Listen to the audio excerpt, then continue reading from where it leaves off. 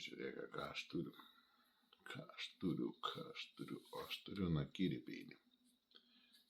Tai buvo peiliukas Damasko plienas su kokiu 10 centrų. Ir prie jo aš dar dadėjau va tokią gražią, fainą įmautę. Įmautę, dėklą, būtent laikymui, transportavimui. Labai fainas peilis. 60 Hz, centras VG10, smagus, biškį toks jaučiasi rankoje, truputį sunkesnis. Tai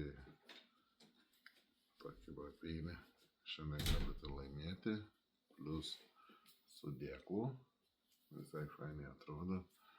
Ir pardavimo kaina peilio be dėklo buvo 78, tai nėra didelė, o šiandien plus dėklas ir nuo euriuko pradedam. Sėkmės.